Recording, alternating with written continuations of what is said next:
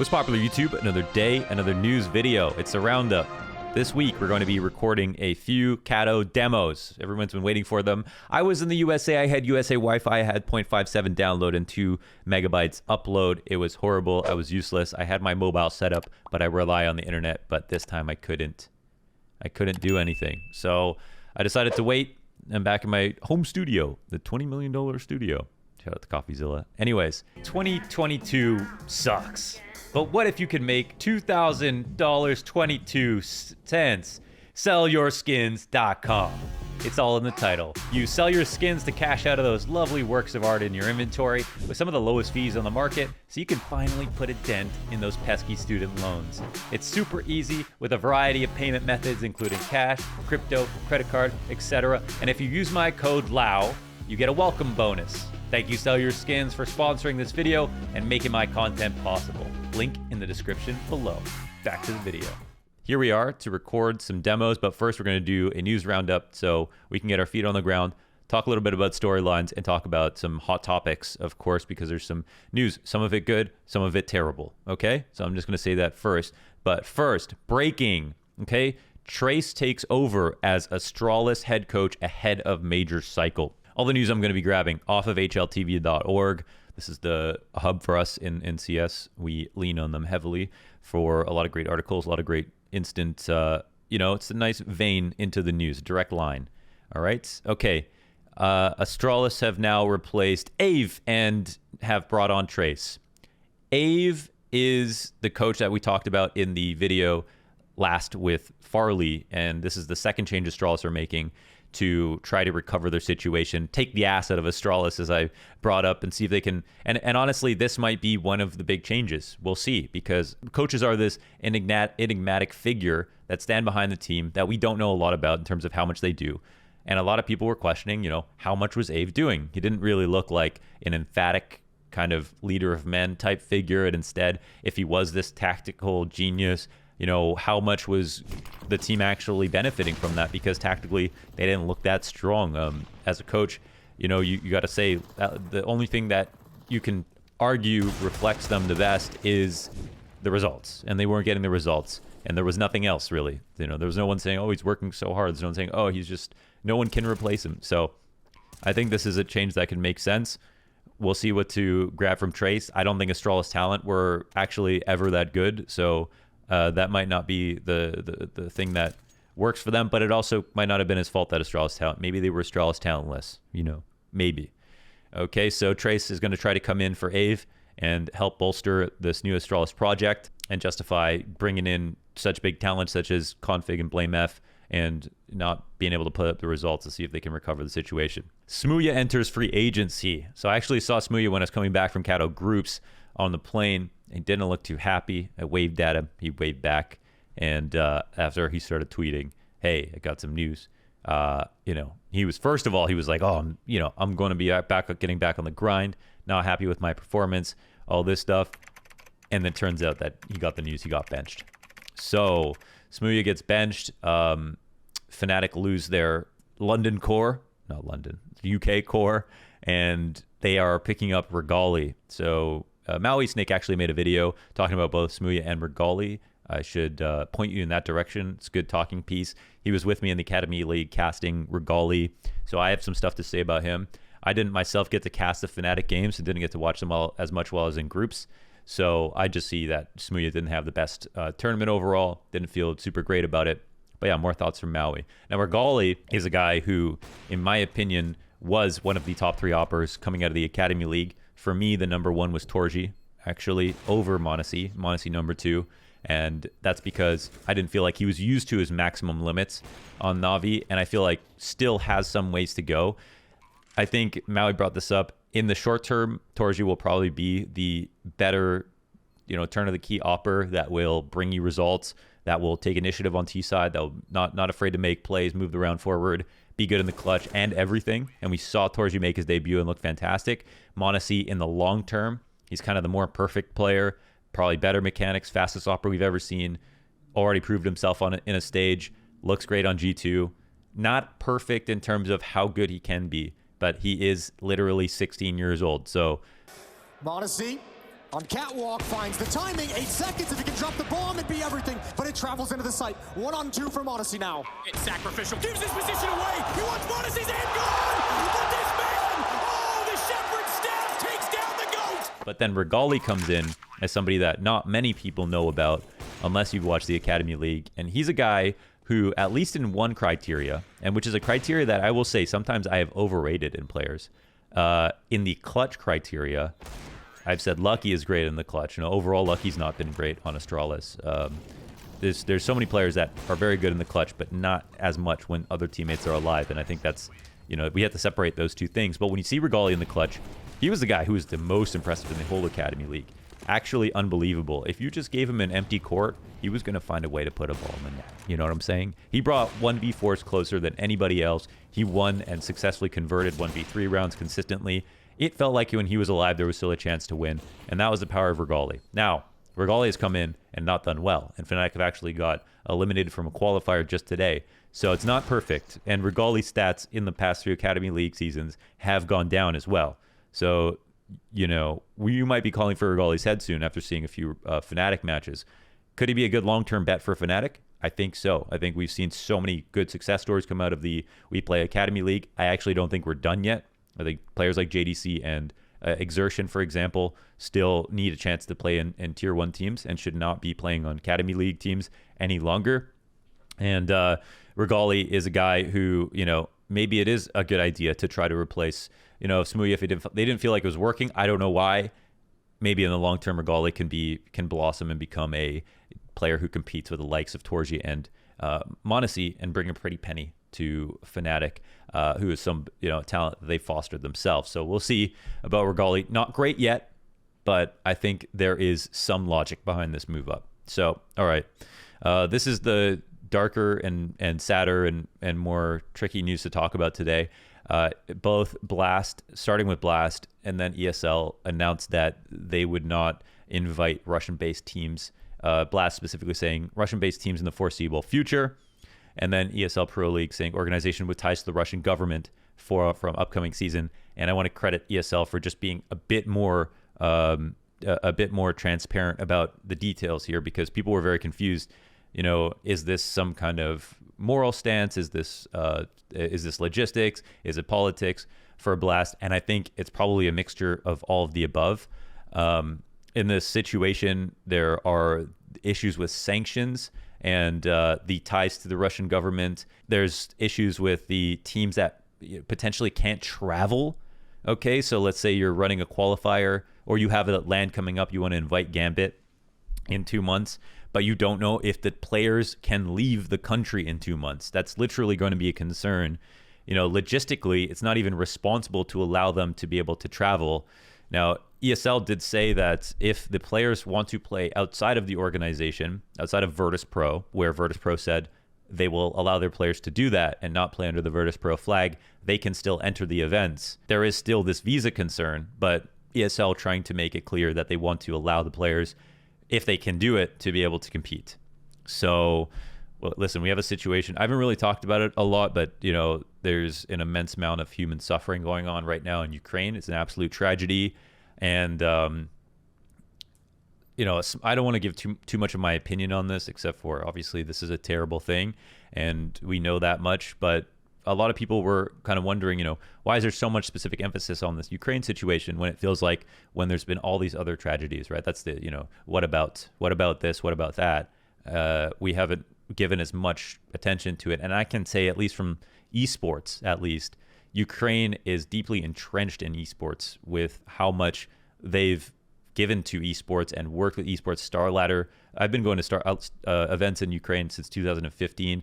I know so many people from the region. I have been checking up on my friends who are literally in bunkers and shelters trying to just wait this war out, and they just don't want to get shelled anymore. I mean, even the Navi social media guy was tweeting from a shelter while I Am Kato was going on and saying that it's nice to have esports going on while our friends in the shelter are watching the games, and it's taking their minds off the situation for a long time. This is, you know, Blast partners. Blast has WePlay as a partner who are cutting ties with all Belarusian companies. They can't even run the qualifiers now for a CIS tournament if WePlay is going to cut ties with the Belarusian companies. And so that's where this whole thing it's multifaceted. It could be a mix of, you know, a moral stance, a logistic stance, and unfortunately, just as with all war, it's the innocent who suffer the most. And we don't want to see, of course, the players get tied in or drawn into this situation.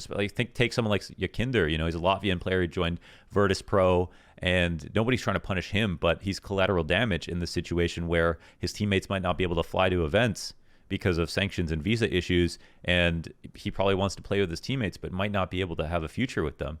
You know, it's really horrible.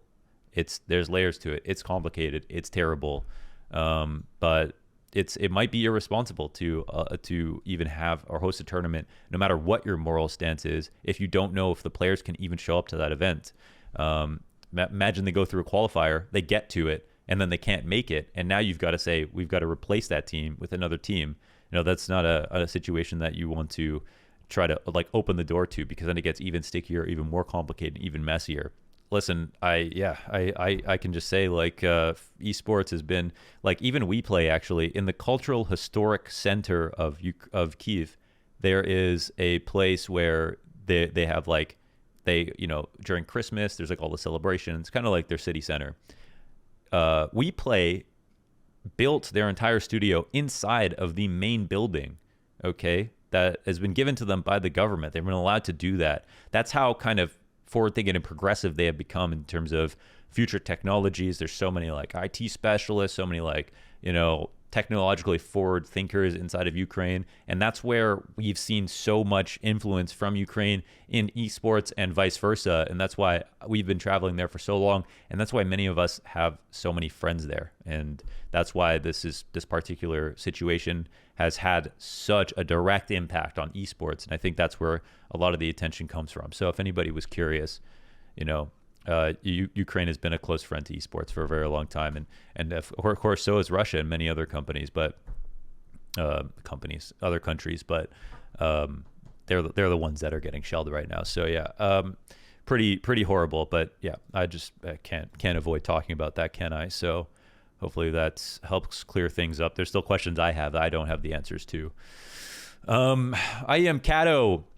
Final breaks viewership record and becomes the most watched non-major CSGO match in history. Okay, 1.12 million people watched that final. That went to, I think it was 120 rounds, or G2 won 0 maps. It's almost funnier this way. I tweeted out casters deciding whether or not they should change the narrative for G2. Okay, coming out of that final, not winning another map in finals. Even picking up Modesty, Alexi B, and Xtaz, who actually Xtaz couldn't be there because he popped a positive test, and they had to have fake coach Almanac following in my fake coach footsteps, dabbing people up between games. That was very funny. Loved that, but it wasn't enough. Amazing for Faze, and that can help us talk about Faze right now, because Faze got JKS to come into the mix. They had JKS, the first Australian to win a super S-tier event, first of all, but also Katowice, which is a flagship event of the year and one of the biggest events of all time. And it was an incredibly stacked event. And JKS, out of last year, was playing on complexity. It looked terrible, okay? People were calling for JKS's head. He was supposed to be a perfect fit to come into the roster. The whole team as a project did badly. Rush and JKS were separated from their homes for like the entire period of COVID, playing out of hotels in Copenhagen, were definitely depressed during that period of time and not bringing their best CS because of it. And JKS got the call up as Olaf had to take a flight to New York right before the event started and couldn't play with FaZe. They asked JKS to come in, and it actually, you know, role-wise slotted in kind of okay, but Rain played more aggressive position, so it wasn't actually perfect for JKS, but he pulled up and at first said, I don't want to be the reason these guys drop out of the tournament, into I now have to help you win this tournament, and came through in playoffs after Rain popped a positive test and helped FaZe win the whole event. It's actually incredible. It is it's the fourth time that it's the fourth time that Kerrigan's teams have won a event with stand-ins. Of course, at Summit, he was one of the players who was the stand-in, or who had to leave early for a flight, funnily enough. But he's done it 3 other times, including IEM Sydney, which is insane. And JKS, he wasn't just good. He was great. He wasn't the best player on the team. Brokey was by a mile. Twist probably number 2. But JKS was the star of some of those halves when we looked at the games, and we will watch a JKS demo. But this should help him get some leverage to find a new team. And we've seen the best of JKS now. And he withstood the pressure of coming onto an organization as big as Faze Clan to make sure that they qualified to a playoffs and then over-delivered to the point that they actually won a LAN. I mean, that's insane. Let's put it this way. Last year, the only teams that won a LAN were Na'Vi and Vitality. Na'Vi won every single LAN they attended, and Vitality won the only other LAN that Na'Vi weren't at. So it's been a long time since the players on Faze have seen a trophy, that anybody except for those 2 teams have seen a trophy. Amazing stuff. JKS was a big part of it. Congratulations to the whole ANZ region. I think that's the best way to put it. JKS, all the JKSers out there, and all the Faze fans, of course, and the Robs fans as well. Oh man, what an event, jam-packed with storylines. Maybe the most amount of storylines I've ever had to juggle in my head coming into an event. Even if it was just Monacy to G2 and then making the finals, that would have been enough to carry the event. Instead, it was Robs, JKS, Torji, JDC, Monacy, Alexi B, Dupree, Magisk. Like, I mean, it's insane. It's crazy.